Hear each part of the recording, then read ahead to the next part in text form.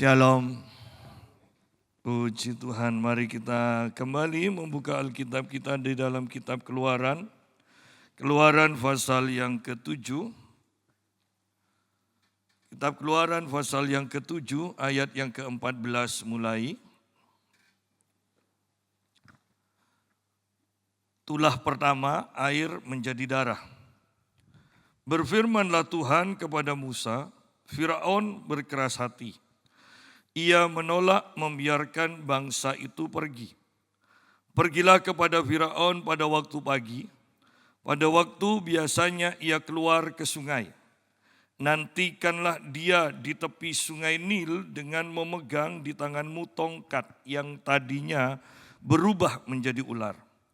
Dan katakanlah kepadanya, Tuhan Allah orang Ibrani telah mengutus aku kepadamu untuk mengatakan, biarkanlah umatku pergi, supaya mereka beribadah kepadaku di padang gurun. Meskipun begitu, sampai sekarang engkau tidak mau mendengarkan. Sebab itu, beginilah firman Tuhan. Dari hal yang berikut akan kau ketahui bahwa akulah Tuhan. Lihat, dengan tongkat yang di tanganku ini akan kupukul air yang di sungai Nil, dan air itu akan berubah menjadi darah. Dan ikan yang dalam sungai Nil akan mati sehingga sungai Nil akan berbau busuk.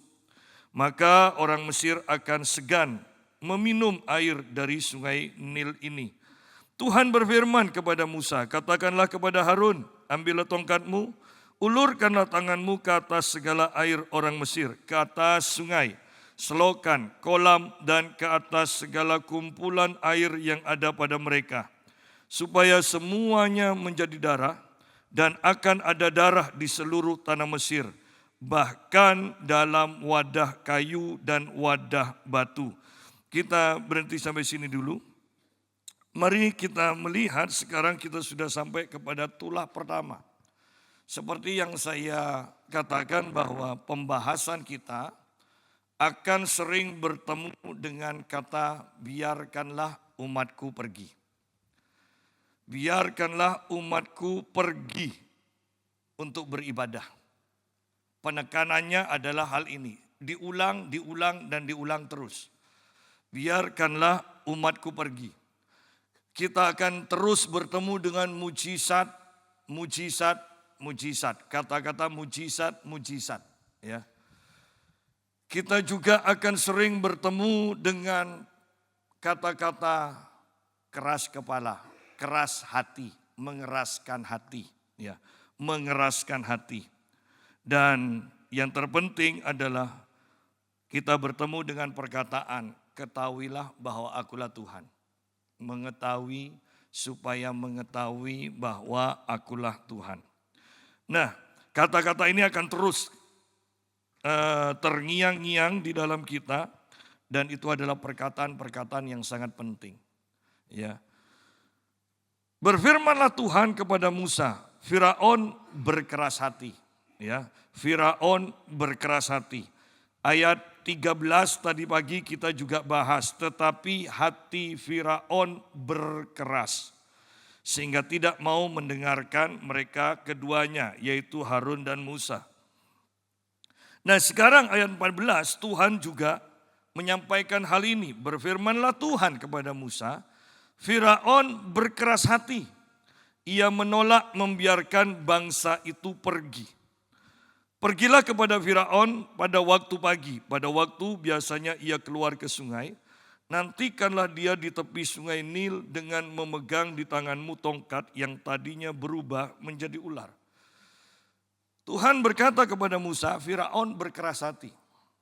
Firaun berkeras hati. Dan saya berharap sebagai umat Tuhan kita tidak pernah berkeras hati. Walaupun pada kenyataan juga banyak umat yang berkeras hati. Ya, kita tidak melarang umat Tuhan untuk beribadah. Tetapi kita sendiri seringkali mempunyai alasan untuk tidak beribadah. Saya kembali mau menekankan begini, bahwa untuk beribadah itu bukan hal yang mudah. Ya, bagi kita mungkin, wah gampang, kita bisa beribadah kapanpun juga. dahulu orang Cina sebelum komunis berkuasa itu juga mengalami kemudahan untuk beribadah. Ya. Mereka mengalami kemudahan. Tetapi siapa pernah menyangka bahwa kebebasan untuk beribadah itu ternyata kemudian berakhir. Dan sampai saat ini mereka dicekam oleh ketakutan untuk bisa beribadah dengan bebas. Ya. Bahwa harga ibadah itu mahal. Secara umum kita bisa beribadah, harganya adalah nyawa atau darah Yesus yang dicurahkan di atas kayu salib. Harganya adalah Allah mengosongkan dirinya menjadi manusia. Itu kan butuh kerendahan hati yang bagaimana gitu. Ya. Nilai-nilai atau atribut-atribut Allah harus dilepaskan supaya kita bisa beribadah.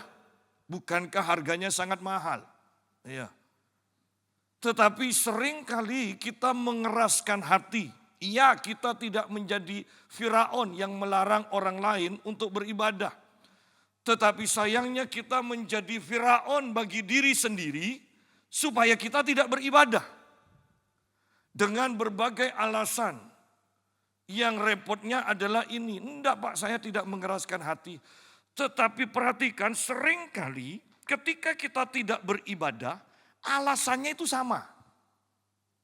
Ngerti? Alasannya itu sama. Artinya apa? Bukankah kita sebenarnya mengeraskan hati? Kalau alasannya selalu sama, itu kan tandanya kita keras. Tuhan menyuruh A, kita punya alasan B. Nanti minggu depan Tuhan menyuruh A, kita tetap alasannya juga B. Berarti kan keras hati. Tuhan berkata kepada Firaun melalui Musa dan Harun, biarkanlah umatku beribadah. Toh tetap respon dari Firaun sama. Tuhan menyampaikan firman yang sama lagi, responnya tetap sama. Selalu seperti itu. Ya. Mungkin kita menghibur diri kita sendiri. Bahwa kita mempunyai alasan yang berbeda-beda. Jadi Tuhan harap maklum. Tetapi saya tekankan kembali, ingat hati manusia itu licik. Ya. Hati manusia itu licik. Nah, ayat 15, pergilah kepada Firaun pada waktu pagi. Pada waktu biasanya ia keluar ke sungai. Secara umum kita melihat di sini bahwa Tuhan itu suka berbicara kepada kita, kepada manusia, di waktu pagi. Bahkan kepada Firaun pun Tuhan mau berbicara di waktu pagi. Betapa pentingnya waktu pagi ini. Bahkan secara kesehatan bangun pada waktu pagi itu lebih sehat daripada kita bangun jam 12 siang, jam 1 siang. Bangun pagi hari, otomatis kita berbicara tidurnya juga lebih awal. Dan ini akan membuat tubuh kita sehat. Ya, secara kesehatan itu sangat baik. Tuhan mengatakan kepada Musa, temuilah Firaun pada waktu pagi. Kenapa? Karena Tuhan mau berfirman. Demikian pula kita. Bangunlah di waktu pagi. Kenapa? Karena Tuhan mau bicara. Tuhan mau mempersiapkan kita. Tuhan memberitahukan rencana-rencananya kepada kita. Apa yang akan dilakukannya. Bangun waktu pagi. Mulai saat teduh. Mulai saat teduh. Supaya ketika ada masalah di waktu siang, di waktu sore. Kita sudah mempunyai persiapan untuk itu semua. Dan kita siap untuk menyelesaikan semuanya. Pergilah kepada Firaun pada waktu pagi. Ya. Pada waktu pagi, pada waktu biasanya ia keluar ke sungai. Ya, waktu pagi kalau orang sehat biasanya Firaun ke sungai pasti buang air besar. Kalau orang sehat, ya kan? Jadi Tuhan pun memperhatikan, Tuhan tahu. Sudahlah, untuk nemui Firaun itu gampang, tunggu di sungai. Tunggu di sungai Nil. Setiap pagi Firaun pasti itu buang air besar di sana. Ya. Jadi Tuhan memperhatikan kehidupan kita. Tuhan tahu kebiasaan Firaun. Tuhan tahu juga kebiasaan kita. Ya. Sehingga dengan jelas dia katakan, tunggu Firaun di sungai Nil. Kenapa? Setiap pagi Firaun pasti ke sungai Nil. Dan kita sebagai orang sehat tahu setiap pagi aktivitas apa setiap pagi di tempat yang sama. Ya. Dan di sini dikatakan, nantikanlah dia di tepi sungai Nil dengan memegang di tanganmu tongkat yang tadinya berubah menjadi ular. Kita sudah bahas, tongkat berbicara kuasa. Dan kuasa ini kita lebih kenal dengan sebutan pengurapan. Musa mendapatkan perintah dari Tuhan dan salah satunya yang harus diperhatikan, tongkat tidak boleh ditinggalkan. Dalam menjalankan perintah Tuhan, tongkat jangan pernah dilupakan. Dalam menjalankan perintah Tuhan, maka kuasa Tuhan harus menyertai kita. Saya membaca sebuah buku sekarang tentang rahasia pengurapan. Dari seorang hamba Tuhan perempuan, dan kalau Anda lihat di YouTube namanya Catherine Crick. Itu fokusnya adalah tentang pelepasan. Jadi sedahsyat apapun kalau dia sudah ngusir setan dan dia hitung 1, 2, 3. Maka setan itu akan pergi di hitungan yang ketiga. Jadi tidak pernah memakan waktu yang panjang. Dia akan hitung 1, 2, 3 dan setannya pergi. Ya. Dan dia berkata begini, bahwa dari kecil dia sudah terima Tuhan Yesus. Tetapi dia rajin ke gereja. Dia selalu mempunyai kerinduan akan Tuhan untuk berdoa, mempunyai saat teduh. Dan dia tahu ini adalah kehendak Tuhan. Dia bilang. Tetapi dia sama sekali tidak pernah bisa melakukan kerinduannya. Dan dia katakan begini, kenapa?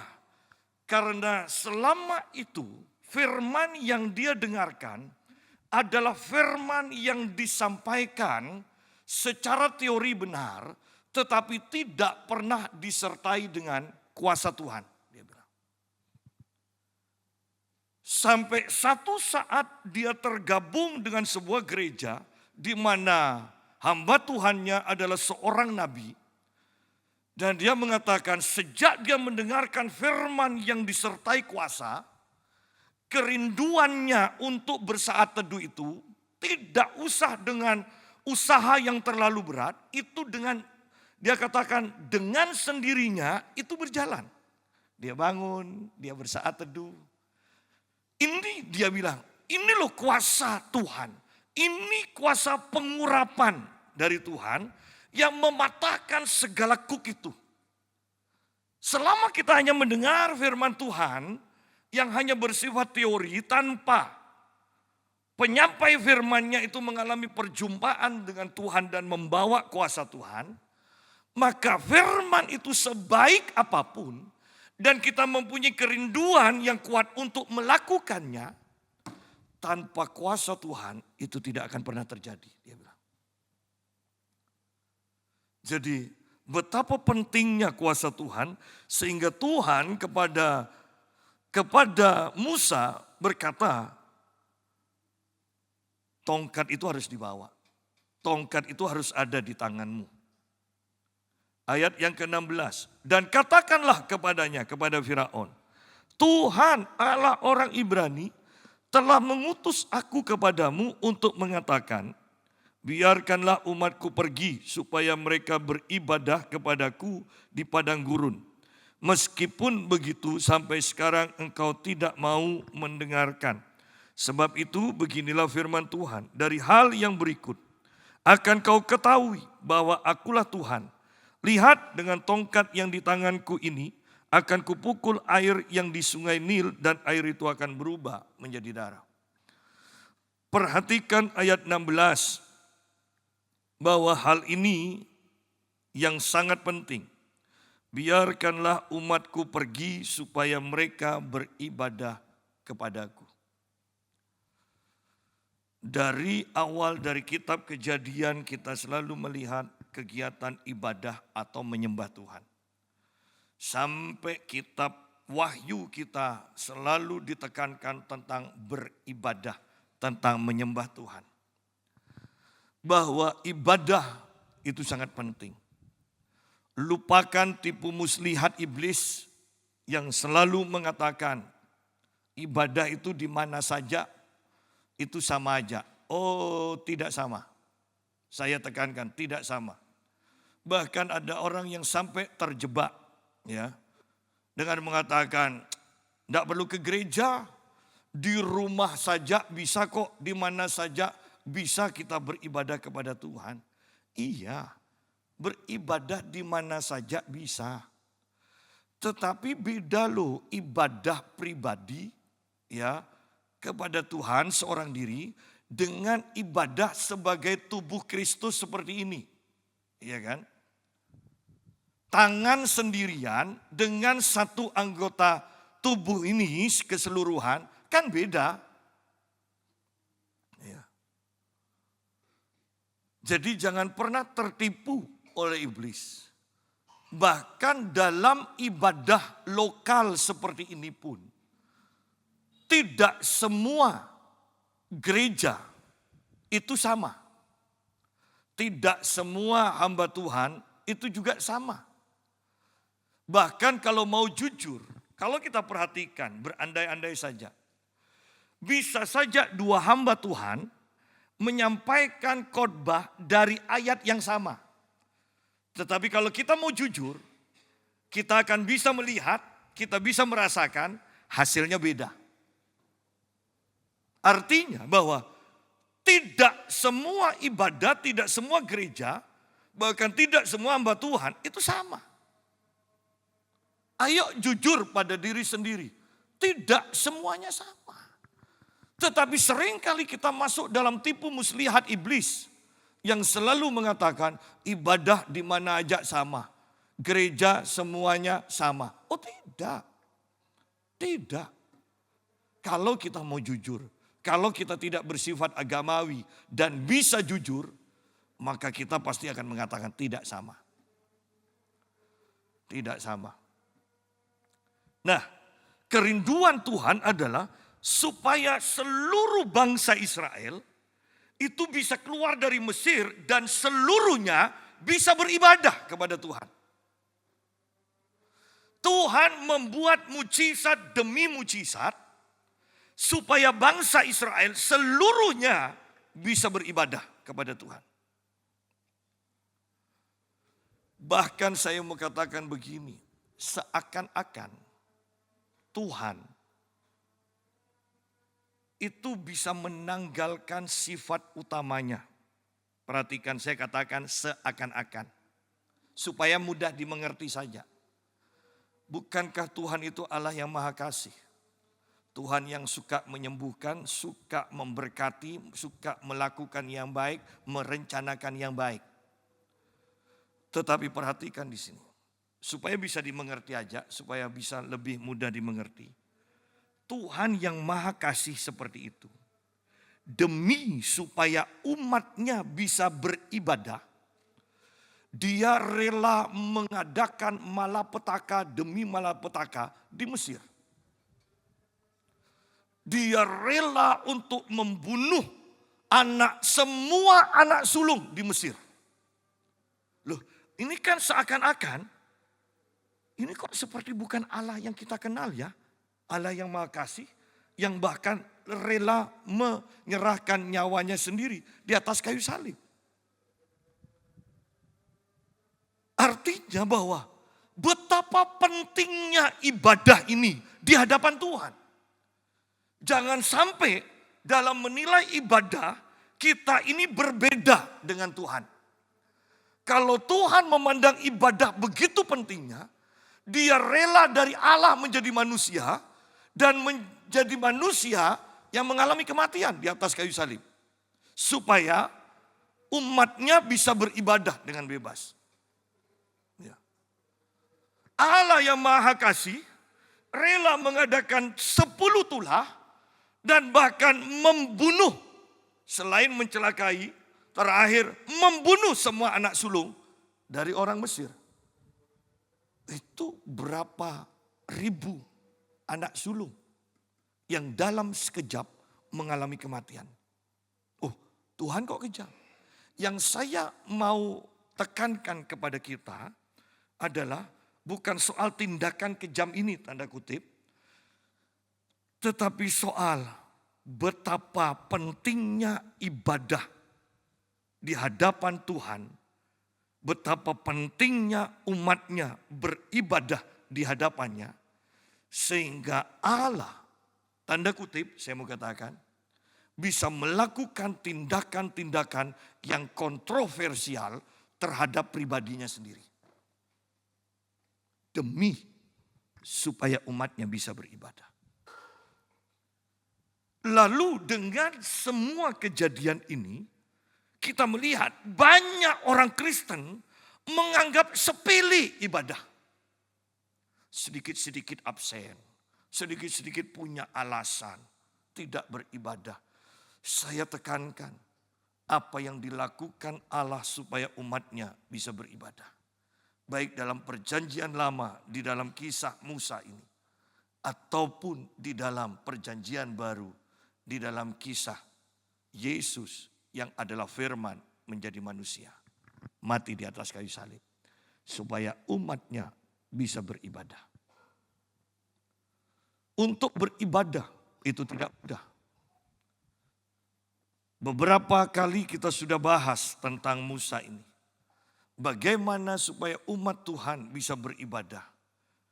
Dikatakan Firaun harus dipaksa dengan tangan yang kuat. Harus dipaksa dengan demonstrasi kuasa. Kadang kita itu malas juga loh untuk beribadah. Bukankah kita memerlukan tekad yang kuat. Supaya walaupun aduh capek, ngantuk, malas. Butuh tekad yang kuat untuk kita bisa beribadah. Sama di dalam kisah ini Musa keluarnya orang Israel dari Mesir. Firaun harus dipaksa dengan tangan yang kuat dikatakan. Harus dipaksa dengan tangan yang kuat. Supaya umat Tuhan dibebaskan untuk beribadah. Kita pun butuh tekad yang kuat. Kita butuh kuasa Tuhan. Kita butuh pengurapan untuk mematahkan kuk yang membelenggu kita. Sehingga kita dengan kuk ini kita menjadi malas. Tidak berdaya untuk beribadah. Kita butuh pengurapan untuk mematahkan kuk itu. Biarkanlah umatku pergi. Supaya mereka beribadah kepadaku. Ayat yang ke-17. Sebab itu beginilah firman Tuhan. Dari hal yang berikut akan kau ketahui bahwa akulah Tuhan. Bahwa Tuhan, keinginan Tuhan, kita lihat di ayat 16, supaya umatnya bisa beribadah. Yang kedua, supaya umatnya dan bahkan semua orang mengetahui bahwa dialah Tuhan. Perbuatan-perbuatannya yang ajaib didemonstrasikan dengan satu tujuan, supaya semua orang tahu bahwa dia adalah Tuhan. Dari hal yang berikut akan kau ketahui bahwa akulah Tuhan. Lihat, dengan tongkat yang di tanganku ini akan kupukul air yang di sungai Nil. Dan air itu akan berubah menjadi darah. Bicara darah, bukankah ini bicara kematian? Mujizat kematian. Seharusnya bukankah cukup dengan firman Allah yang disampaikan kepada Firaun?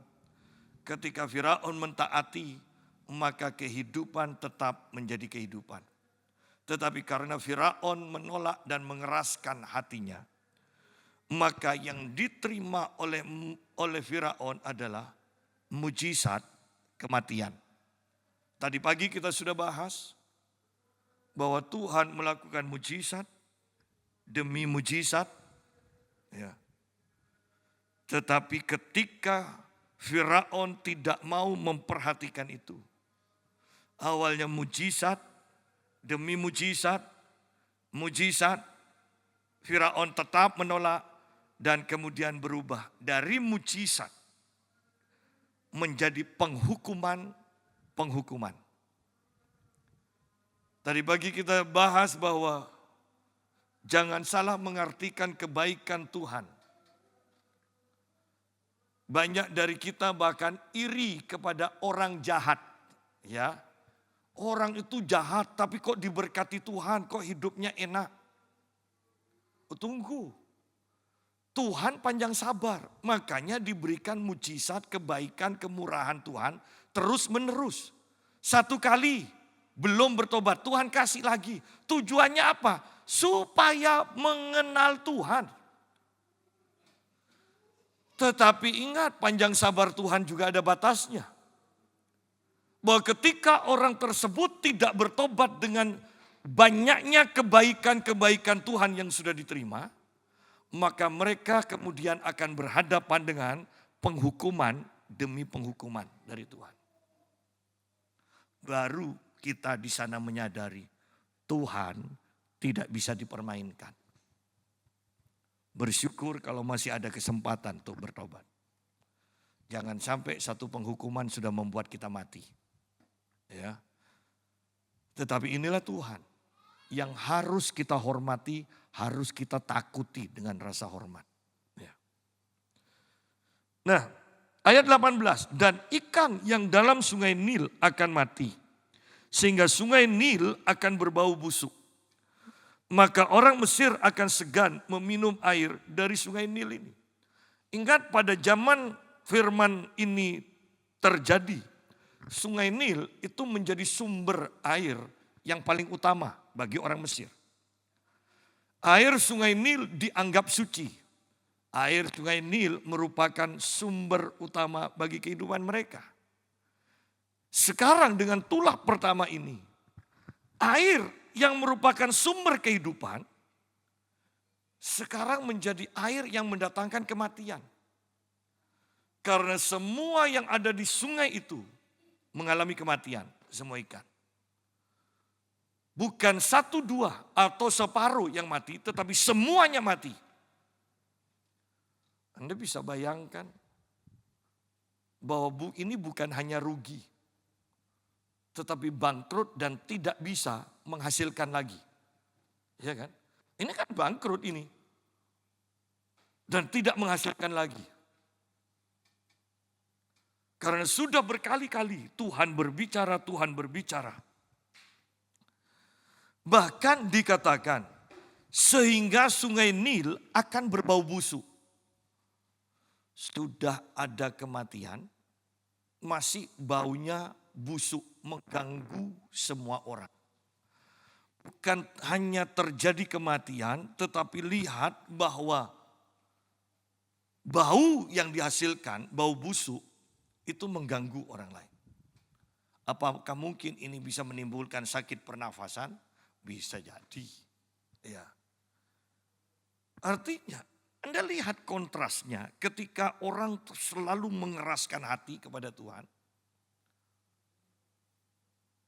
Bahwa air yang seharusnya mendatangkan kehidupan, air yang seharusnya menyegarkan, sekarang air itu menjadi tempat yang dipenuhi dengan kematian, menghasilkan kematian, menghasilkan bau busuk, sama sekali tidak menghasilkan.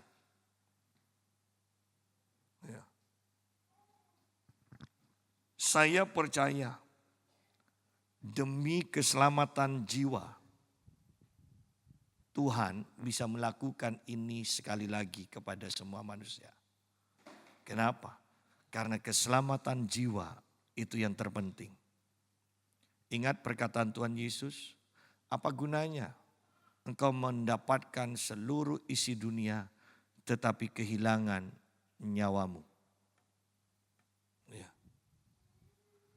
Jadi Tuhan tetap mengincar keselamatan jiwa kita.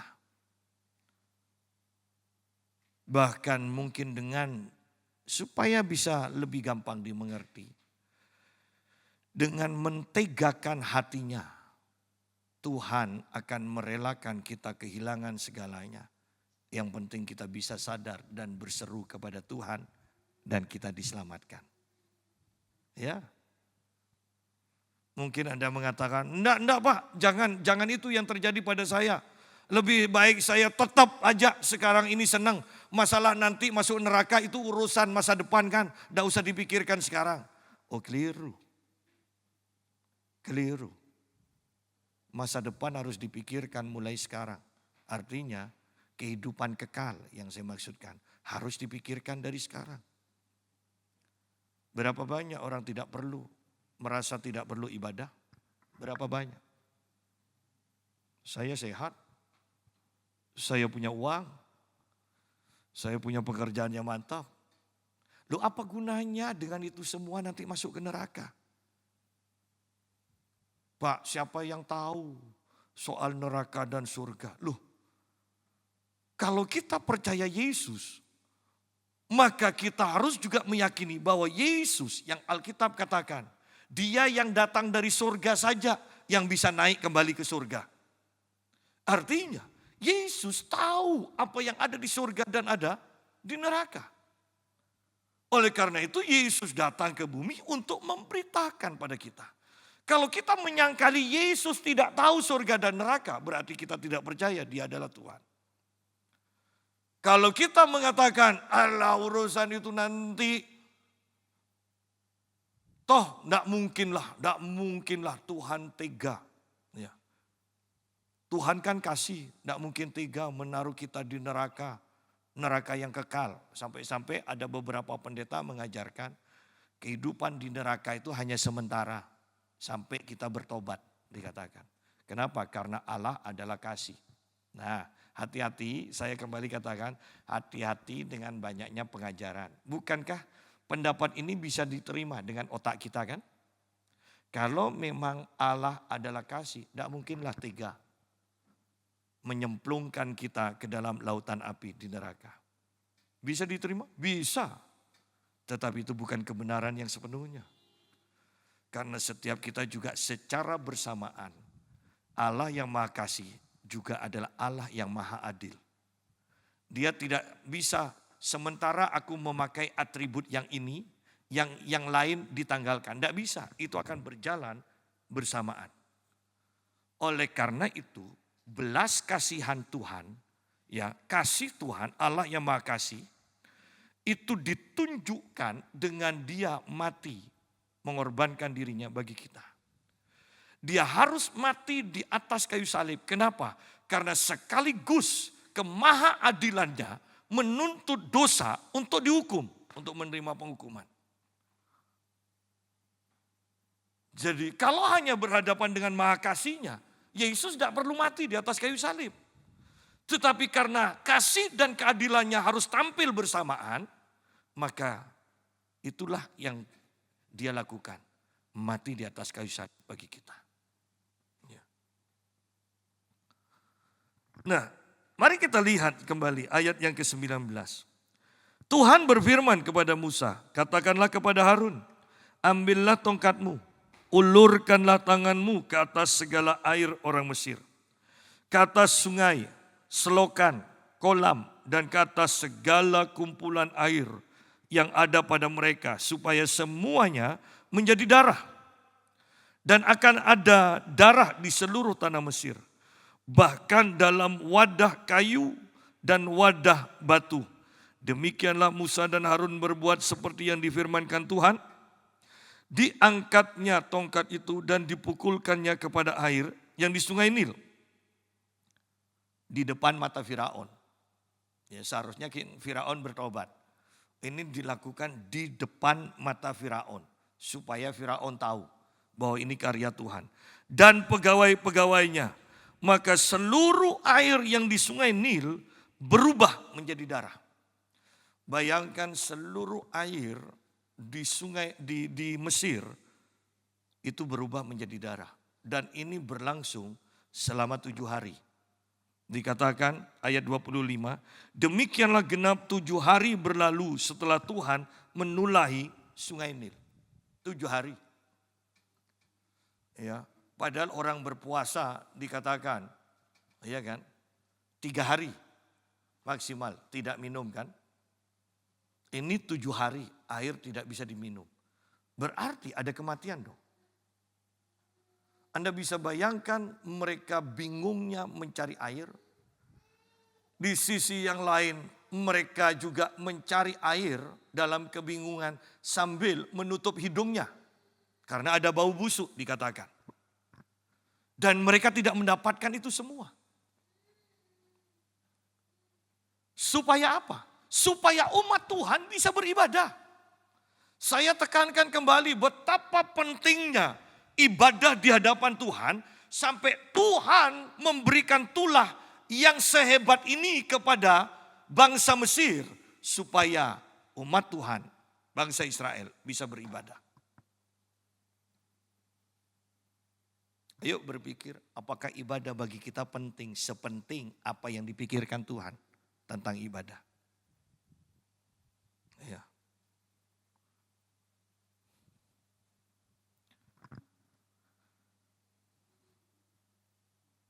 Semakin kita memasuki akhir dari akhir zaman. Kalau mau jujur, bukankah kita melihat banyak kekacauan demi kekacauan? Banyak masalah demi masalah. Saya beberapa kali ditelepon oleh orang-orang dari luar kota yang saya tidak kenal. Mereka hanya mengatakan, saya melihat Bapak di YouTube. Saya pergi ke PD di mana Bapak melayani. Dan intinya mereka kebingungan. Mereka didatangi roh jahat. Ada yang usahanya selalu gagal. Mereka kebingungan. Bahwa dari ini semua menyadarkan saya betapa pentingnya kita mencari Tuhan, mendapatkan kuasa Tuhan, supaya kita bisa menolong orang-orang yang mempunyai masalah seperti itu. Ingat, bukan untuk gagah-gagahan, tetapi untuk setiap waktu ada orang yang memerlukan pertolongan kita bisa menolong mereka.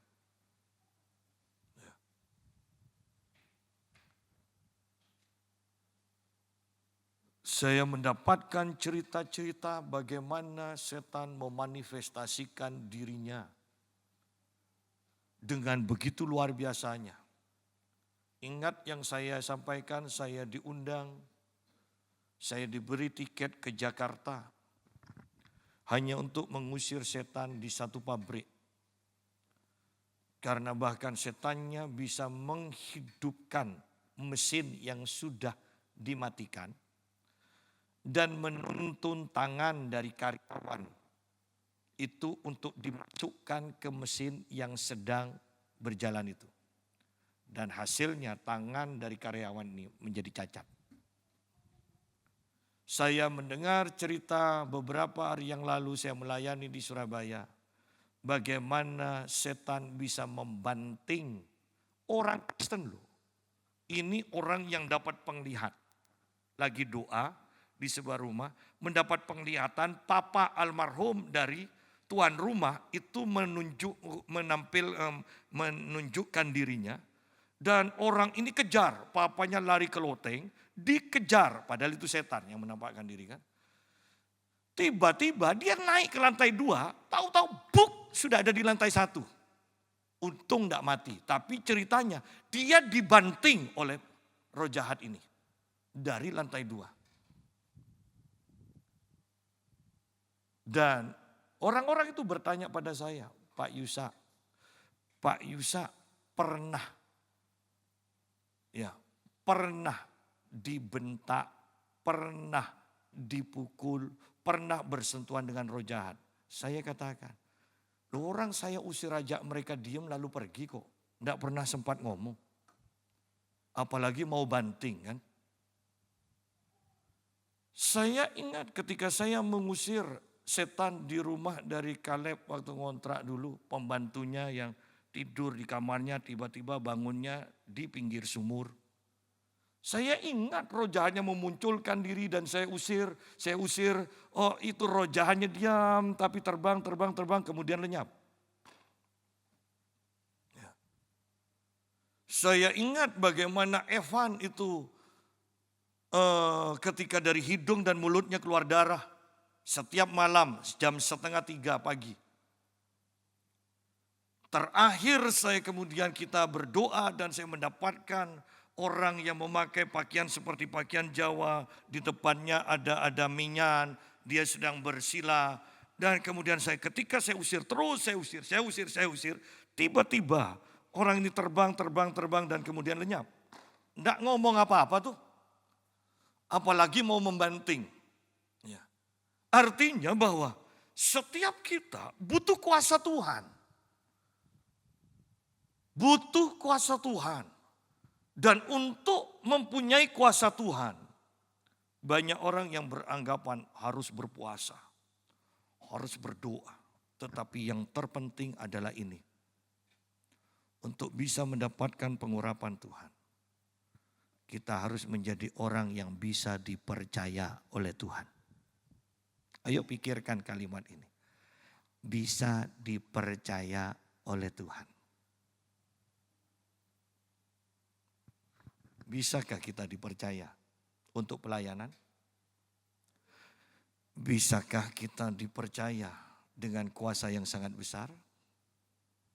Bisakah kita dipercaya dengan kekayaan yang sangat besar? Bisakah Tuhan mempercaya kita?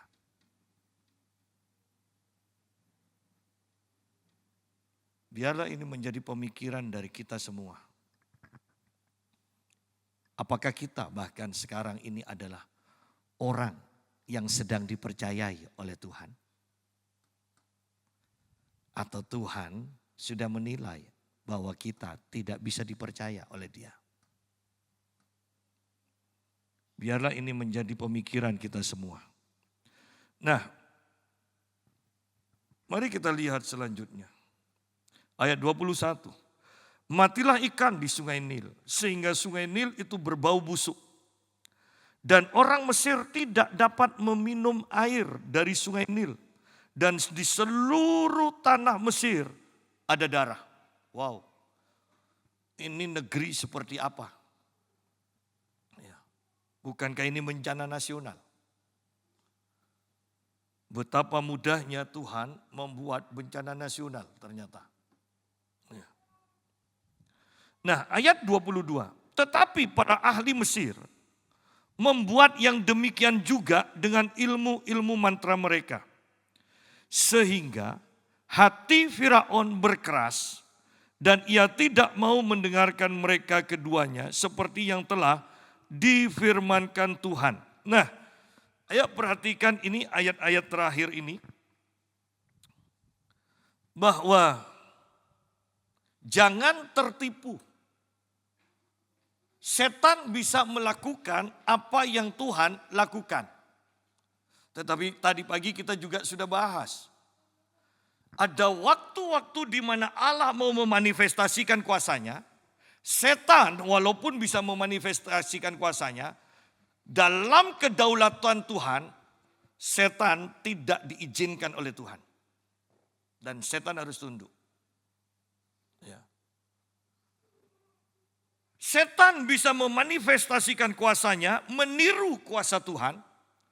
Tetapi tetap harus kita ketahui kuasa Tuhan itu lebih besar dan jauh lebih besar daripada kuasa si iblis.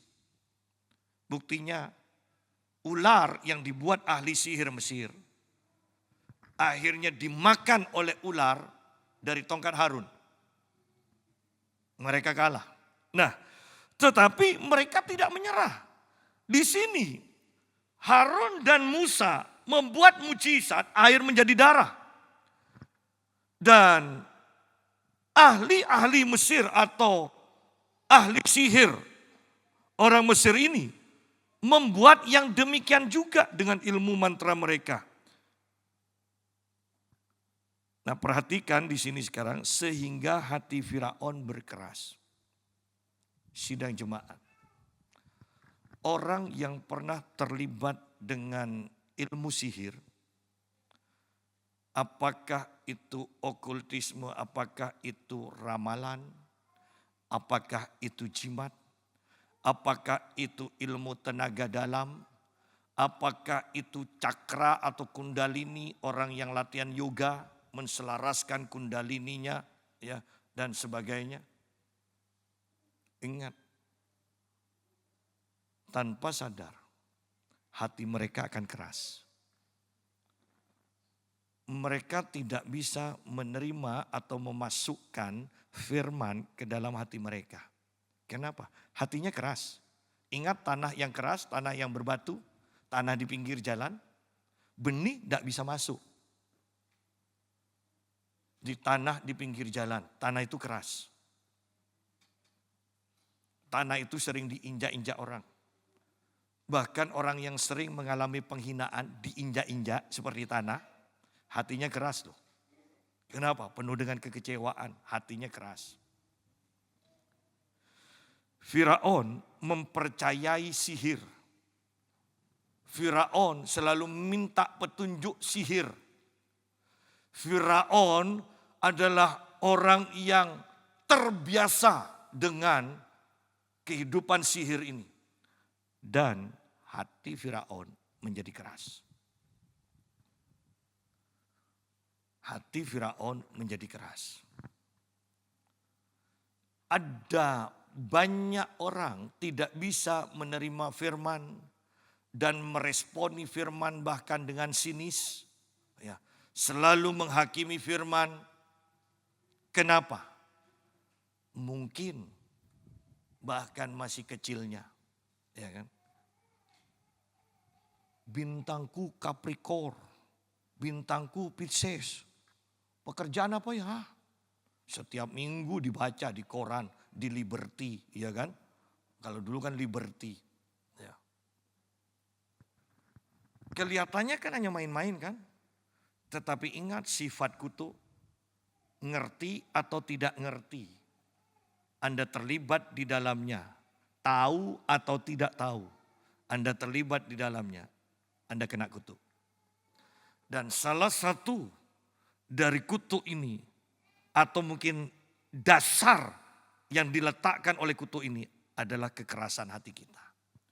Sehingga bertahun-tahun kita menjadi orang Kristen, kok tidak berubah? Iya, karena tidak ada firman yang masuk. Hati kita keras. Kenapa? Terlibat dengan sihir. Pernah dimantra-mantrai. Pernah belajar ilmu. Pernah meramalkan diri. Pernah belajar ramalan. Ya. Pak, kan main-main. Iya, saya mengerti Anda pikir itu hanya main-main. Tetapi dampaknya hati kita keras. Sehingga kita tidak bisa menerima dengan firman. Puji Tuhan, amin, amin, amin. Nah, kita tidak bisa meresponi seperti itu. Yang kita bisa lakukan, masa benar. Tidak mungkinlah seperti itu. Ada maksud itu pendetanya. Hatinya keras. Tidak bisa menerima firman. Bayangkan, ini kan mudah bagi Firaun kan sebenarnya. Untuk mendengarkan firman. Biarkanlah umatku pergi untuk beribadah. Ini kan firman yang mudah kan untuk dilakukan. Dan berkali-kali loh, minimal saya mau tekankan. Minimal 10 kali kan. Sampai itulah yang ke-10 kan. Toh 10 kali firman yang sama dimasukkan, Firaun tidak bisa melakukannya. Ya. Dan kita akan belajar ini tanpa bosan.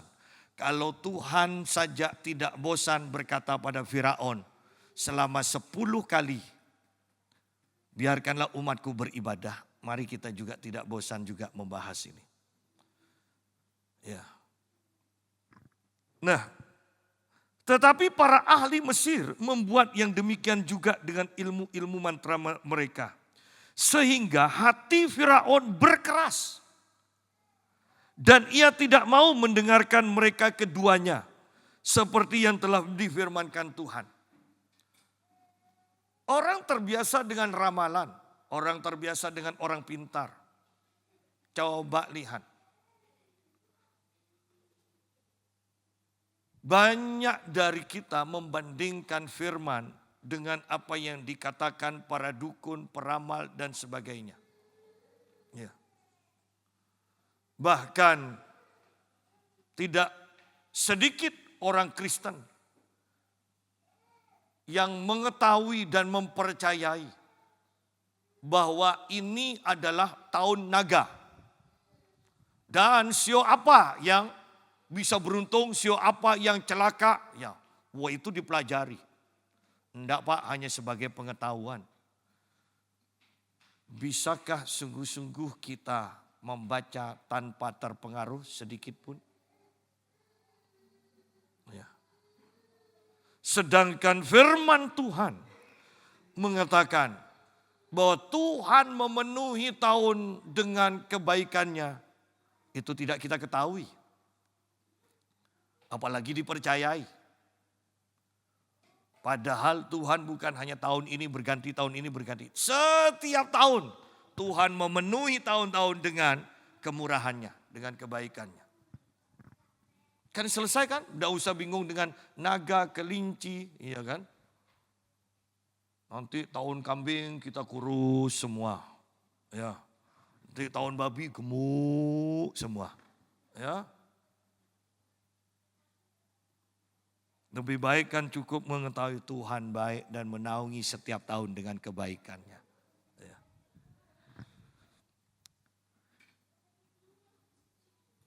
Dan ia tidak mau mendengarkan mereka keduanya. Kita lebih percaya kepada siapa? Kepada firman atau kepada ramalan? Banyak orang Kristen ke gereja iya, tetapi ke dukun iya. Buktinya, ketika saya melayani retreat anak kaum muda, sekitar 60 orang yang hadir. Dan hampir 60 orang juga yang muntah ketika saya mengusir setan. Dan secara khusus saya katakan setan yang masuk melalui air atau makanan yang sudah dimantra-mantrai ketika orang-orang ini masih kecil. Aku perintahkan keluar. Dan sebagian besar, hampir 100% mereka muntah. Artinya bahwa ayo, secara mudahnya bukankah kita, walaupun tidak semua, kan sebagian besar pasti orang tua mereka itu kan Kristen kan? Tetapi toh tetap cari air atau makanan yang sudah dimantra-mantrai ketika anaknya itu sakit. Sama lihat di sini, Firaun ada dua pilihan. Di hadapan Firaun ada Musa dan Harun. Di hadapan Firaun ada ahli-ahli sihir Mesir. Firaun mau percaya kemana? Ternyata yang terjadi, Firaun mengeraskan hati lebih percaya kepada ahli sihir.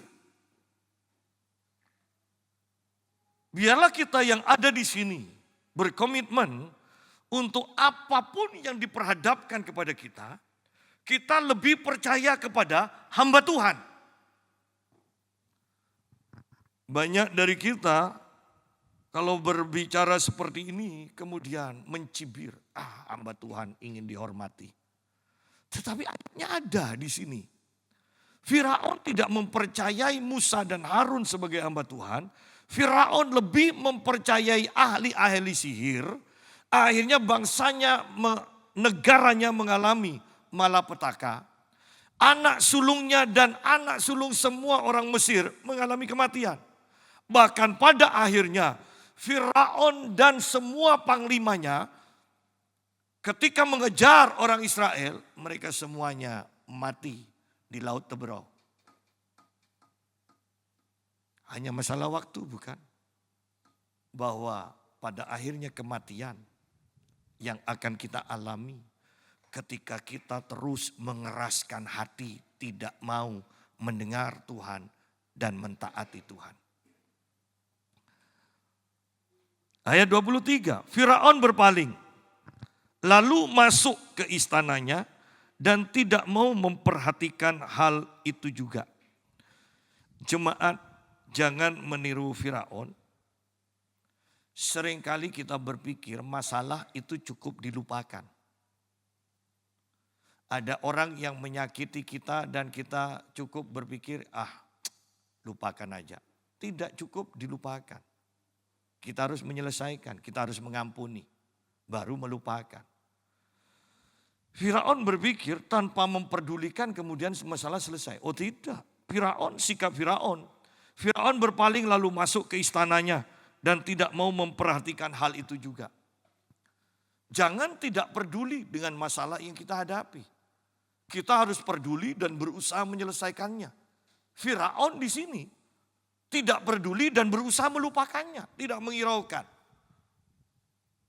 Ya, Firaun sendiri selamat, tetapi bangsanya, negaranya mengalami malapetaka, mengalami kematian. Jangan sampai kita tidak peduli. Ini berbicara tentang ketidakpedulian. Yang penting dirinya selamat. Mungkin seperti itu. Jangan. Kita harus peduli pada orang-orang di sekeliling kita. Firaun berpaling, lalu masuk ke istananya dan ia tidak mau memperhatikan hal itu juga. Sedangkan bencana terus berlangsung. Firaun tidak peduli. Tetapi semua orang Mesir menggali-gali di sekitar sungai Nil. Coba lihat, ini anak buah Firaun. Mencari air untuk diminum sebab mereka tidak dapat meminum air sungai Nil. Semua orang sibuk, Firaun tetap mengeraskan hati. Dia tidak peduli. Sidang jemaat, mari saya mau katakan begini. Jangan terlatih dengan mengeraskan hati kita. Jangan sampai kita terlatih dalam mengeraskan hati. Karena pada akhirnya kita bahkan tidak akan peduli kepada orang lain juga. Kepada lingkungan di sekitar. Biarlah kita menjadi seperti Tuhan Yesus. Yang hatinya lembut dan rendah hati dikatakan. Lembut penuh dengan belas kasihan.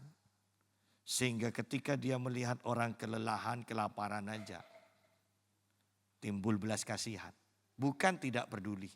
Bisa aja Yesus katakan, saya tidak juru mereka ikut saya.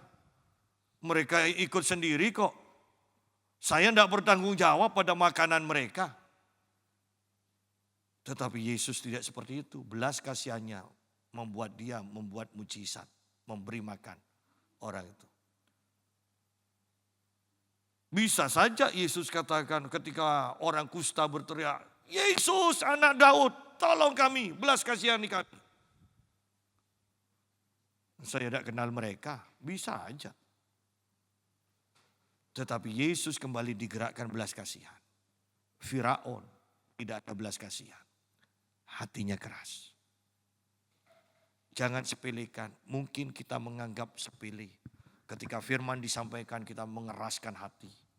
Kita merasa benar, pendeta salah. Kita merasa itu tidak masuk akal. Kita mengeraskan hati terus. Tanpa sadar. Kemudian kita melihat masalah dari orang kita tidak peduli. Kita melihat masalah dari keluarga kita tidak peduli. Dari mana asalnya? Karena berkali-kali kita sudah mengeraskan hati. Ketika Tuhan berbicara. Biarlah kita semua di sini belajar. Satu malam hari ini. Ayo, jangan mengeraskan hati ketika Tuhan berbicara. Yang kedua, ayo sadari betapa pentingnya ibadah. Dan lihat usaha dari Tuhan supaya umatnya bisa beribadah. Sehingga kita pun berkomitmen menghargai waktu-waktu ibadah. Jangan mudah meninggalkan waktu-waktu ibadah. Bahkan Alkitab katakan, kalau kita membiasakan diri untuk melupakan waktu-waktu ibadah, akhirnya hati kita akan pahit, dikatakan. Ya, Anda bisa cari itu di dalam kitab Ibrani, hati kita akan pahit. Malam hari ini, jangan keraskan hati kita. Dan mengertilah betapa pentingnya ibadah itu di hadapan Tuhan. Sehingga kita menghargai waktu-waktu ibadah kita.